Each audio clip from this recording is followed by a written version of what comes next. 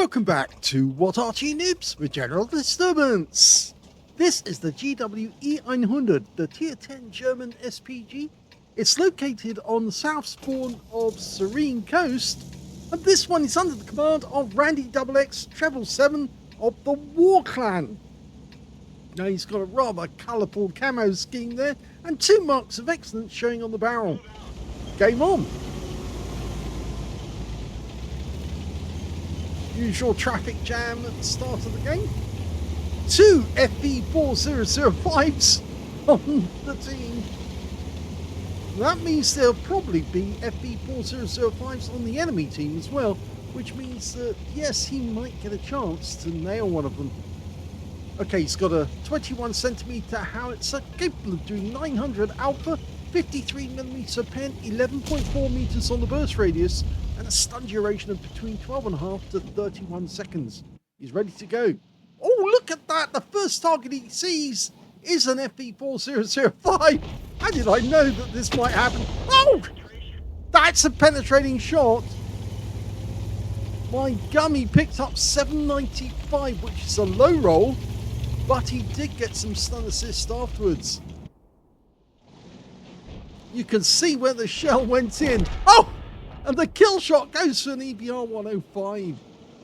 Okay, now, I think you may have noticed I've actually made a few changes to the mods, and we've now got the bubble which actually shows where the likelihood of the shell impacting and the splash radius is likely to be. So you can see the little aim point, which is the dot at the center, but you can tell where the splash radius might be for the shells. So that 260 at the moment, still within the splash radius. He can still be damaged by a shell landing next to him, and they're backing away. Okay, we're loaded, rounds out, and unfortunately both the tanks there actually managed to avoid any damage, but it looks like the Viz-55 did take some stun. Over on the peninsula we can see another number of enemy tanks moving up. It's a tier 10 game with only tier 10 tanks. Okay, it's an E3 coming around the corner, rounds out, lands just behind him, but it does stun him and the Minotauro.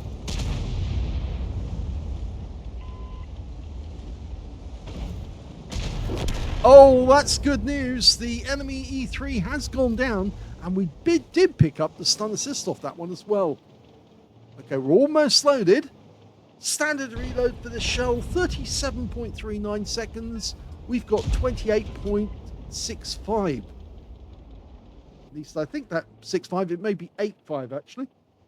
Okay, zooming in. Can he get the shell in there?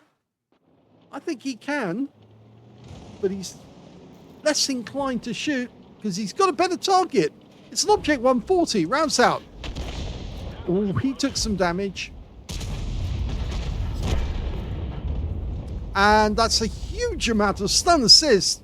Just from stunning that guy, our teammates then picked him up as a kill, and he's out the game. I think the Jaeger was the one who did the most damage, but I can see that one of the FV4005s was involved. Now we've got a 277 on the enemy team. And we're loaded now. Rounds out straight away. Direct hit.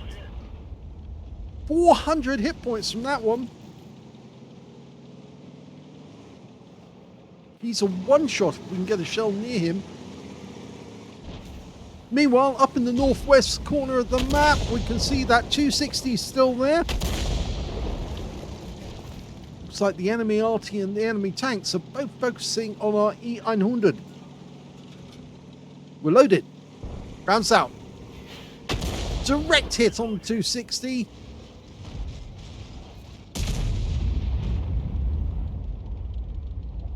can hear some very big rounds going in from the FV4005s. With 5 tanks up on the enemy at the moment, they should be reeling under this and falling back. But they're not.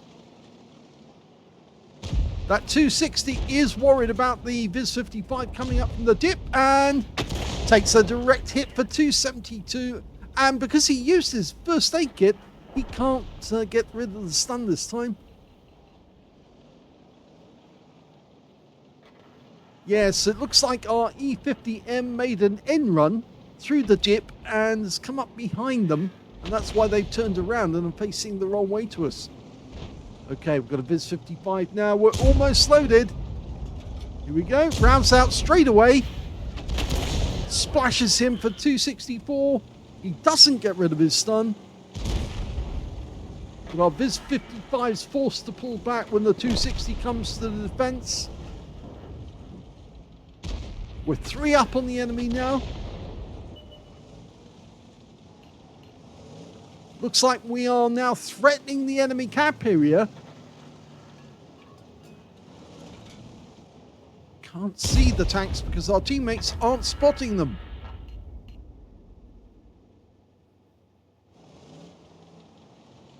Ideally at this moment, Randy would switch from these tanks and go to the cap area. Yes, he's done that. He realized that he was missing out on damage. Okay, we've got a Udes there now. In that corner, he's hiding behind the rock. But we might be able to get some splash damage on him. Rounds out. Well, we'll have to wait and see if we did get any damage there. The Viz 55 goes down. Just got to worry about this 260. He's actually much closer to us than... well, he's not closer to us than that Progetto, but he is very close. There's only 3 left on the enemy team, and they seem to be on the west side of the map. Okay, we're going to try and get a shot on this Leopard 1 as he pops up here. Rounds out. That was close. All the remaining enemy tanks are on the west side of the map now, and they're being chased away from their own cap. But nobody's sitting in the cap, and now the 260's in the dip. Now we might be able to get around on him. He just killed one of our teammates in the Progetto. Can we get a shot on him as he runs up to our teammates? Okay, lined up. Unfortunately, he's backing in. Now, rounds out. Good shot. 150 hit points. Makes him a one shot. Got our E4 to turn around. He's actually facing the wrong way. I'm surprised the 260... Oh, he's gone! The 260 just got wiped out by our Object 261. And now the Leopard 1 is the last remaining enemy tank. And he's headed this way.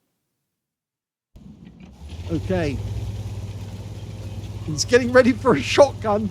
He's anticipating it, but I rather think that Leopard 1, he's going to get shot at from a distance by our teammates. Okay, so we're going to try a long-range shot. Rounds out. Oh, it wasn't a round out. I thought it was, but no, he's held on to his round just in case the Leopard gets close. Our 261's going into a defensive position, and we're waiting for the Leopard to appear, and he's just taken out the 261. He's coming for Pascucci's. He wants the Pascucci's. Will he get it? I don't think so. Yeah. One big hit. He did hit us with a round. We're now one shot, and we can go for a ram kill if we wanted to. We would give him a Pascucci's though. Oh, he does get the Pascucci's. And that's the end of us. So he gets the consolation medal, but there's still 2 tanks left on our team. And if they don't go to the cap soon and start capping, it could present a problem because we might actually lose this game. Yep, surprisingly, our teammates left the back door open, and now the Leopard has killed both Artys, earned himself a medal, and now potentially could win the game if he can get rid of the E4 and the E100. Ideally, the E4 should return to the enemy cap. Instead, he's gone leopard hunting. And he's found him. Hello. And that's the end of the game.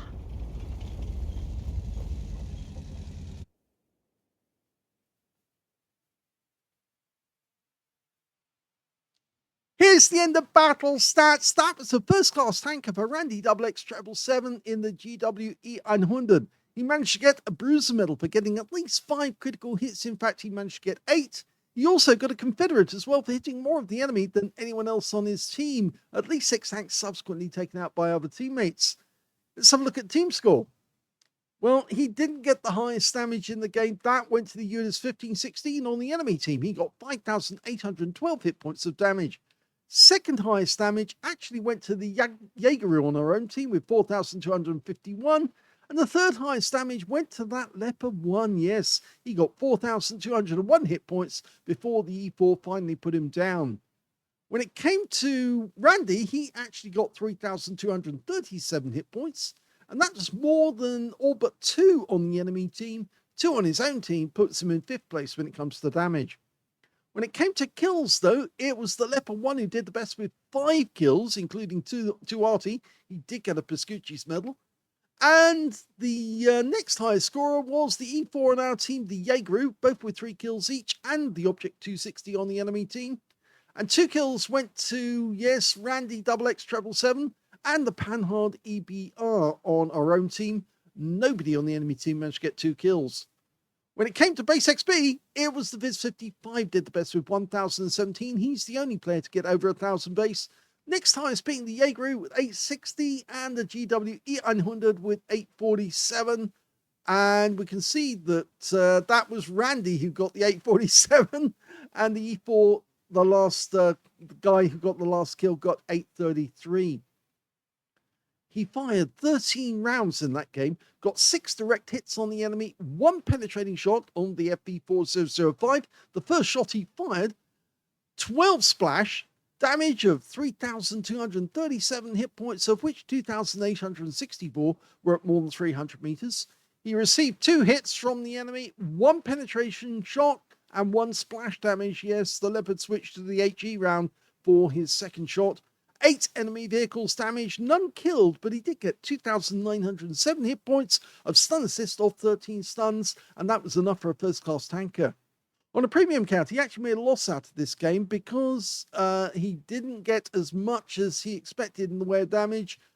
Combined damage is just under 6k, or just over 6k actually, but he got 1,471 credits loss out of the game. And that's because he did pay for consumables as well. And 8,897 experience points out of that one as well, because he got a personal missions payout out of it as well. So, yes, he said he almost lost it. Yes, he did.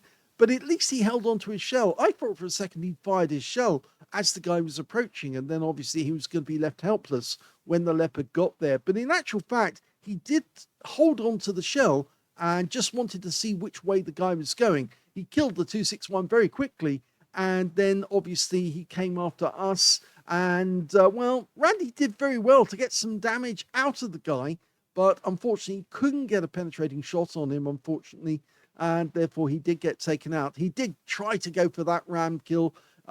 Even if you reduce your hit points and he did hit you, even if it's going to take both of you out, you might as well take him out and win the game for your teammates by going for the ram, but because at least it's eye for an eye. But unfortunately, on this occasion, he couldn't hit the guy with enough force because this tank doesn't go very fast. Only 40 kilometers an hour maximum speed. So he couldn't build up enough momentum to damage that Leopard, even though this tank weighs over 100 tons.